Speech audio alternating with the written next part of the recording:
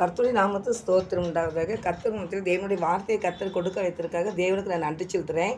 இந்த வேதம் கூறுகிறது எபிரேயர் 10ஆம் அதிகாரம் 35ஆம் வசனத்தில், ஆகையால் மிகுந்த பலனுக்கு ஏதுவான உங்கள் தைரியத்தை விட்டு விடாதீருங்கள்.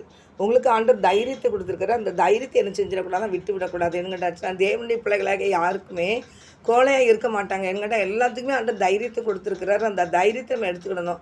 ஆண்டு அது எப்படி எடுக்கணும்னா, தேவனுடைய சமுதிரம் ஜெபம் பண்ணி ஆண்டவரே எனக்கு ஞானத்தில் குறை இருந்தேன்னா ஞானத்தை தாங்கன்னு கேளுங்க. தைரியம் இல்லை எனக்கு இல்லைப்பா பயப்படுறேன் அப்படின்னா தைரியத்தை ஆண்டுகிட்ட கேளுங்க, தைரியத்தை தருவாங்க.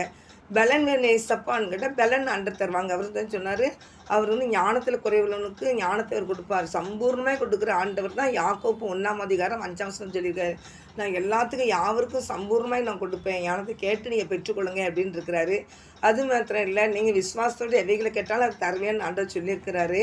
அதனால் தேவனுடைய பிள்ளைகளுக்கு நம்ம வந்து என்ன செய்யணும்னா, எந்த காரியமானாலும் நமக்கு பலன் இல்லையா பலன் ஆண்டர்கிட்ட கேளுங்க, தைரியம் இல்லையா தைரியத்தை ஆண்டர்கிட்ட கேளுங்க, ஞானம் இல்லையா ஞானத்தை ஆண்டர்கிட்ட கேளுங்க. எல்லாத்தையும் சம்பூர்ணமாக கொடுக்குற கர்த்தர் அவர். அதனால் தேவனுடைய பிள்ளைகளாகி நீங்கள் என்ன செஞ்சக்கூடாது, பயந்து சோர்ந்து எனக்கெல்லாம் பலனே கிடையாது அப்படின்னு சொல்லாதீங்க. உங்களுக்குள்ள பலன் உங்ககிட்ட தான் இருக்குது. அதை நீங்கள் தான் உபயோகப்படுத்திக்கிடணும்.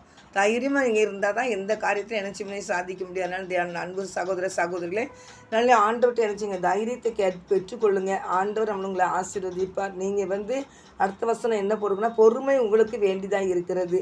நமக்கு வந்து தைரியம் வேணும், பலன் வேணும், பொறுமை வேணும். அது 36 எபிரேயர் 10ஆம் அதிகாரம் 36 என்ன போடுக்குன்னா, பொறுமை உங்களுக்கு வேண்டிதான் இருக்குதுன்னு சொல்லி போட்டிருக்குது. பொறுமை நமக்கு வேணும். எல்லா காரியத்திலும் பொறுமையாக இருந்து நம்ம சகித்தோமானால் நம்ம கர்த்தருடைய பிள்ளைகள் நம்ம ஆளுகை செய்வோம். நம்ம வந்து அளப்பிறந்தவங்க இல்லை, நான் இடத்தையும் சொல்கிறது, நம்ம வந்து அளப்பிறந்தவங்க கிடையாது, ஆளுகை செய்கிறவங்க. அதனால் நீங்கள் ஆளுகை செய்கிறவங்க அழக்கூடாதுன்னு தான் சொல்லுவேன். அதனால் ஆளுகை செய்கிற பிள்ளைகளை அழக்கூடாது. கர்த்தருடைய சமூகத்தில் ஆளுங்க. மக்களுக்கு மத்தியில் நீங்கள் அழாதீங்க. தேவனுடைய பிள்ளைகளாக நீங்கள் ஆண்டவர் சமூகத்தில் அழும்போது உங்கள் கண்ணீருக்கு பதில் உண்டு. கர்த்தர் உங்களுக்கு அந்த ஆளுக்குள்ள பலனை கொடுப்பார். உங்களுக்கு சமாதானத்தை தருவாருங்கிற வேதம் அப்படி தான் கூறுகுது. நீங்கள் எது ஒன்றுக்கும் கவலைப்படாதபடி எல்லாவற்றையும் ஸ்தோத்திரத்துக்கு கூடிய ஜெபத்திலையும் விண்ணப்பத்திலையும் தேவனுக்கு தெரியப்படுத்துங்க. அப்போ எல்லாவற்றுக்கும் மேலாக தேவ சமாதானம் உங்களை இருதயத்தை ஆளுமென்னு போட்டிருக்கேன். அதனால் தேவனுடைய சமூகத்தில் நீங்கள் வைங்க. உங்களுக்கு எந்த கவலை கண்ணீர் இருந்தாலும் ஆண்டுடைய சமூகத்தில் கொண்டு ஊற்றி விடுங்க. உங்கள் இருதயத்தில் இருக்கிற எல்லாம் நீங்கள் நினச்சிங்க ஊற்றிடுங்க.